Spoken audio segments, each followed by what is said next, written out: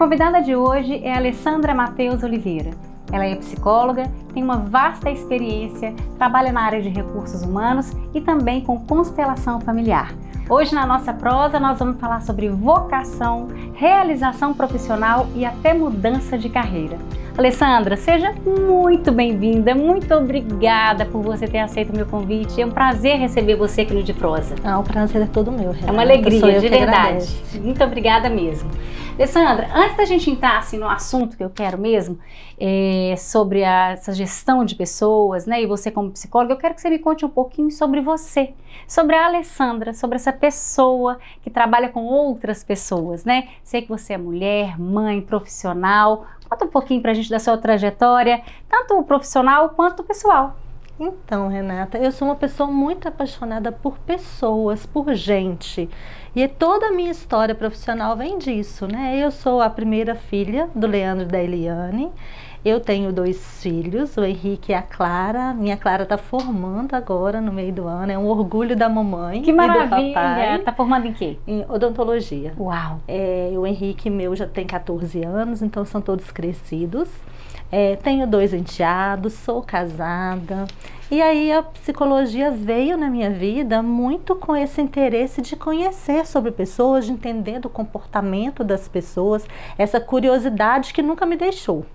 E dessa forma eu caminhei profissionalmente. Então eu trabalhei em hospital psiquiátrico por um tempo, na Bahia, em Ilhéus. Assim que eu formei, né, foi um lugar muito efervescente de conhecimento, me formou profissionalmente, me tornou muito forte profissionalmente ter trabalhado nesse lugar e com saúde mental, e trabalhei aí 11 anos na área clínica com saúde mental, das mais diversas formas, desde trabalhar com pessoas com problemas de vício, a trabalhar com entidades mesmo sociais, né, com ONGs. Então foram 11 anos na área clínica, eu fiquei bem cansada nessa época e resolvi fazer uma mudança, e aí eu fui trabalhar com o Detran.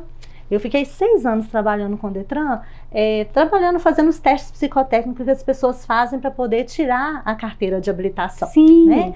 Foi um tempo sabático na minha vida, foi um tempo de descanso mental. Clínico, né? Podemos Isso, assim dizer. Da área clínica mesmo, que tem uma sobrecarga muito grande, a área clínica. E aí, depois eu vim para Divinópolis, né, ficar mais próximo da minha mãe. Você é divinopolitana? Não sou divinopolitana, eu sou de Ipatinga. Mas a minha família é de Carmo do Cajuru, paterna e materna. Então, bacana. Vim ficar próxima à minha mãe. E aqui eu me voltei para a área de gestão de pessoas. Foi uma área que me abraçou, foi uma área que me recebeu muito bem, né?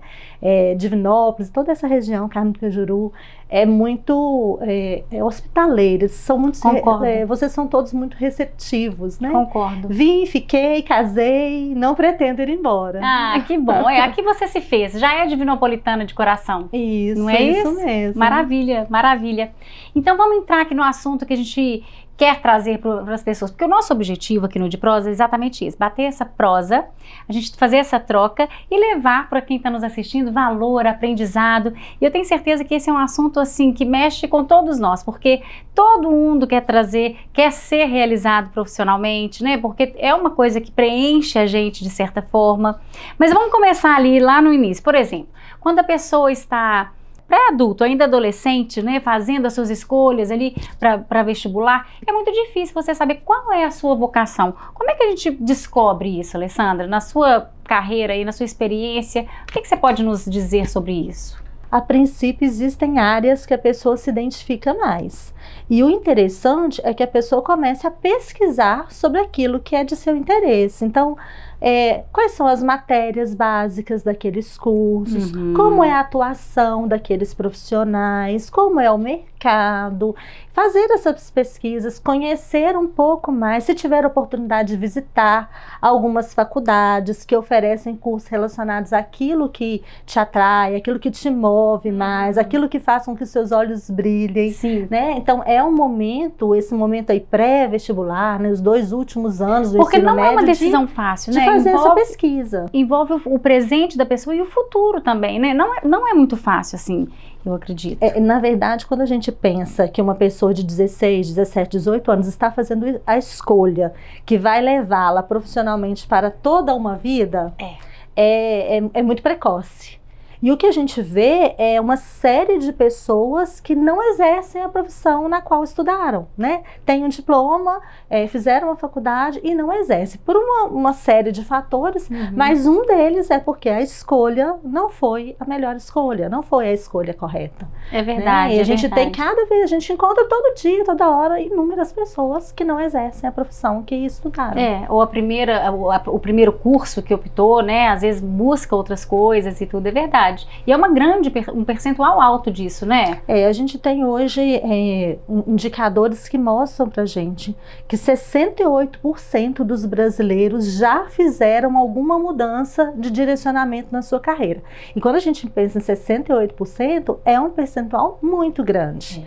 E aí a gente tem outros indicadores que falam que 48% das pessoas pretendem fazer uma mudança de carreira nos próximos 12 meses. Olha! Então, quer dizer, metade das pessoas que hoje já estão dentro de uma profissão, já estão engajadas dentro de uma carreira, estão com os olhos em outro lugar. Elas estão começando a enxergar outras coisas. Seja por uma mudança de posicionamento, seja pelo próprio amadurecimento, seja porque estudaram melhor aquele mercado e entenderam que ali não é o seu lugar. E isso está muito vinculado com o amadurecimento, né? Com o autoconhecimento, porque a gente vai sempre buscando coisas que nos deixam felizes, que nos completam, né? Que nos deixam saciados, e a vida profissional é uma delas. É a realização, é a tão famosa busca pela realização. Exatamente. Né? Como é que a gente sabe, o indivíduo sabe que ele está realizado na profissão dele? Em que estado, assim, dá uma dica pra gente, para que haja essa percepção. Então, uma das coisas que a gente pensa é na vontade de ir. É na vontade de ir fazer o trabalho. Você tem no domingo à noite aquela sensação ruim, aquela taquicardia de que o dia bom acabou e segunda-feira é o dia mau. Segunda-feira eu vou estar fazendo uma coisa que eu não quero. E isso é um termômetro muito grande para saber se o que você está fazendo te deixa bem ou se o que você tá fazendo é apenas uma complementação semanal para chegar o sábado e o domingo. Existe a síndrome do domingo à noite, né? Exatamente, porque é um termômetro, assim, o que eu tô fazendo hoje me deixa bem, eu vou feliz, eu levanto disposto. Eu tenho vontade de fazer isso. É um primeiro termômetro. Fantástico, e é legal mesmo. Então, porque o que é a realização pessoal? É isso, pessoal não, desculpa, profissional, é isso, né? Essa vontade, essa alegria de fazer o que se faz. E eu acredito muito, assim, que quando a gente faz com alegria, com leveza, as coisas fluem muito melhores, né? O resultado... E tem muito a ver com um propósito mesmo, assim, qual é o nosso propósito fazendo aquele trabalho, realizando aquela função? Eu estou alcançando aquilo pelo qual eu entendo que é um chamado, é um propósito, que vai muito além, Renata, das questões financeiras. É lógico que o financeiro, a remuneração, ela nos move. Porque é ela que paga boleto, né? É ela que paga as nossas contas. Mas vai muito além disso. O que eu faço, ela é um serviço para o outro? O que eu faço contribui socialmente? O que eu faço tem valor? Outra pessoa pagaria pelo que eu faço? Então, é pensar nesse propósito que faz com que a gente entenda, eu estou cumprindo algo, eu estou vivendo um chamado, uma vocação, ou eu estou apenas indo cumprir a tabela e receber salário, né? Que aí nem a pessoa nem está buscando realização, ela está buscando mesmo pagar a conta. Tá só cumprindo, ele tá igual o Zeca Pagodinho fala, né? Deixando a vida levar. Exato. Tá. Me conta uma coisa, o que é a diferença, assim, da missão e a vocação? Elas estão próximas? Renata, está muito próximo. Vocação e missão está muito próximo. A gente sempre pensa em vocação como algo muito ligado à religiosidade, né? Vocação religiosa, tem um cunho de algo que a gente pensa que está na alma da pessoa. Vocação para ser mãe. A gente sempre pensa na palavra vocação como algo que está muito ligado à alma e ligado à religiosidade. Mas, na verdade, a nossa vocação está ligada à nossa missão. O que a gente veio fazer nesse planeta? A gente veio só figurar? A gente veio só passear, né? Veio só, ela não anda, ela desfila, né? A gente veio só desfilar? ou a gente realmente veio fazer algo a mais, veio marcar a nossa existência nesse planeta. Então, vocação e missão estão muito ligados, muito próximos. Não, fantástico isso, porque quando a gente para pensar assim, na realização profissional, a gente tem que ter esse sentimento, né, de fazer, de servir, né, de fazer algo pelo outro, porque isso nos preenche muito, isso nos traz uma alegria interna, lá dentro da essência mesmo, e eu acho que essa alegria, ela se transforma em paz, em sossego, em tranquilidade, e isso é muito bom, é uma sensação maravilhosa, assim. Você sabe que essa alegria, ela vem muito da nossa alegria com a nossa mãe.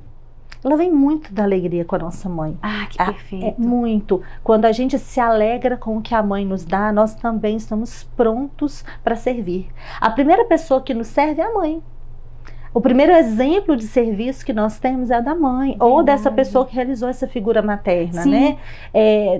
Nos amamentou, mas depois veio a alimentação mesmo, a papinha, nos ensinou a andar, esteve ali para nos dar banho, para nos socorrer, nos dar colo. Então, os primeiros serviços que nós experimentamos, eles vêm da mãe. E essa passa a ser uma referência nossa. Quando nós... Bert Hellinger, que é o autor, a gente nem fala que ele criou, mas ele descobriu as constelações familiares, ele fala disso. Ele fala que tomar a mãe, receber esse amor da mãe sem julgamento, ele nos prepara para estar pronto para a vida, né? E a gente fala que o sucesso profissional é a cara da mãe. Que fantástico isso, Alessandra. Essa questão sistêmica, ela está tão verdadeira, ela tá tão, e a gente está tão envolvido nisso e às vezes inconscientemente, né? É bacana você falar sobre isso, porque às vezes a pessoa que está nos vendo ali se sente frustrado na atuação dele, no que ele está fazendo, e se ele busca uma ajuda profissional, ele pode, porque quem descobre as coisas somos nós mesmos, né? A gente tem a ajuda do profissional para que a gente faça as perguntas certas e consiga desvencilhar isso na nossa mente, no nosso coração, com as nossas emoções. E realmente essa questão sistêmica, ela está muito presente em tudo na nossa vida, porque a gente pertence a tudo, né?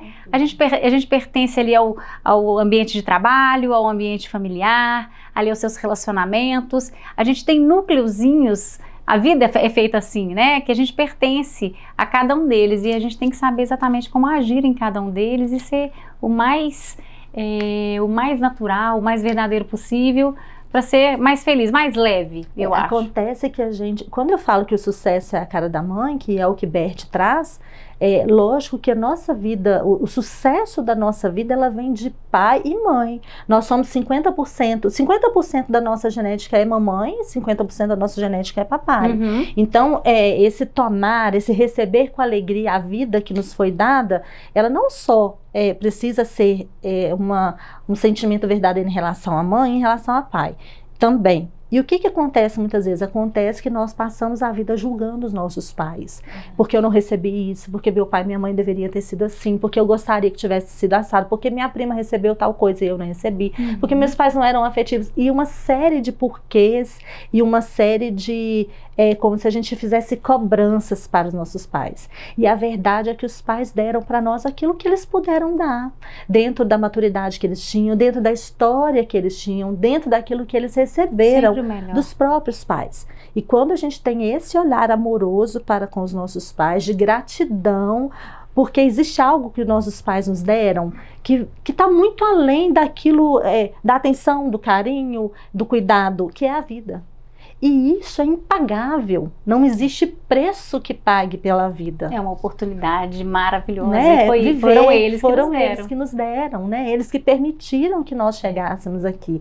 E quando a gente tem esse olhar, a vida profissional, ela chega mais fácil, a nossa missão fica mais clara, a gente consegue servir e ser útil à sociedade, a outras pessoas que estão à nossa volta de uma forma brilhante, inclusive a partir da nossa própria família, porque não adianta eu servir muito bem ao outro e não servir, e aí eu falo de missão... Ótima colocação. De missão sagrada e não servir ministerialmente a nossa família. Fantástica essa sua colocação, muito boa mesmo. E isso traz a realização. pessoal e profissional, que né? vai muito além do trabalho. Realização, Isso. ela é uma plenitude. Outro dia me perguntaram, né, até na mentoria, Sim. o que é para você sucesso? Sucesso para mim é exatamente essa plenitude, essa realização em plenitude, que não é só no financeiro, não é só no trabalho que eu faço no dia a dia, me sentir feliz, alegre, satisfeita em realizar meu trabalho, mas é também em ser mãe, em fazer o almoço, de repente no dia que é possível, né, que eu esteja ali junto com a minha família, em ter tempo de qualidade com o meu marido, em ter tempo de qualidade com os meus animaizinhos, meus gatinhos, meu cachorro. Isso tudo é sucesso. Tudo isso é sucesso. É esse equilíbrio, né? A gente conseguir transitar por ali todo com tranquilidade e cumprir fazendo o melhor que você pode, sentindo isso, que você está se entregando e fazendo o melhor que você pode. É, exatamente. Fantástica, essa questão da realização pessoal, ela está muito próxima da profissional.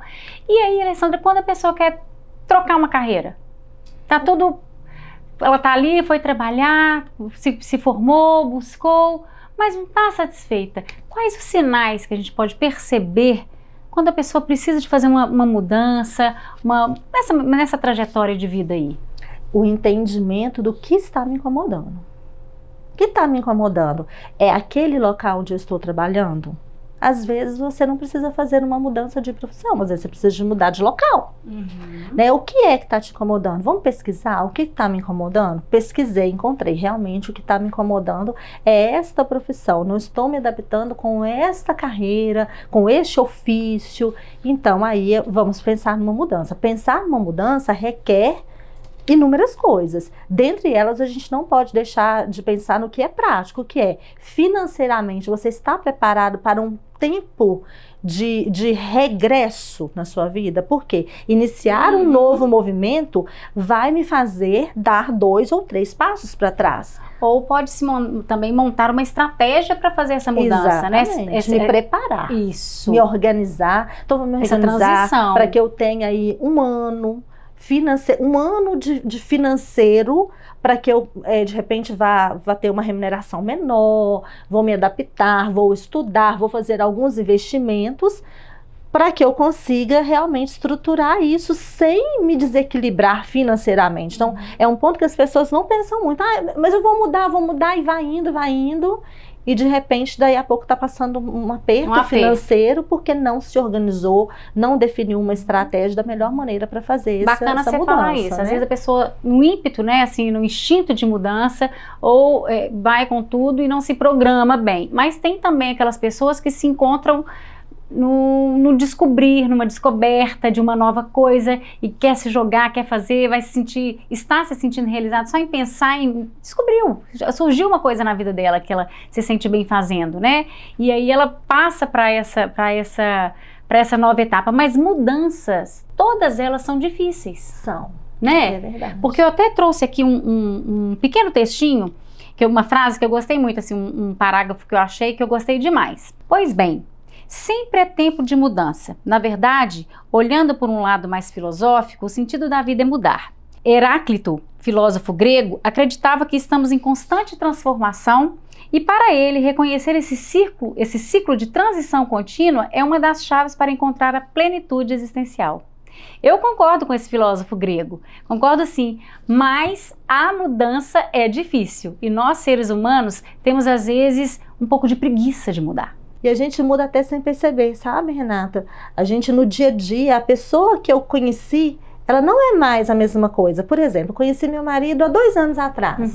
Hoje, ele já amadureceu, ele já mudou, ele já tem novas ideias, ele já voltou atrás algumas ideias. A gente muda o tempo todo. É verdade. E quem se cristaliza muito e não se permite a mudança, perde muito com isso. É verdade. A gente muda até o nosso físico, a gente envelhece, né? A gente tá em mudança o tempo todo. Concordo, constante. Bacana demais, é isso mesmo.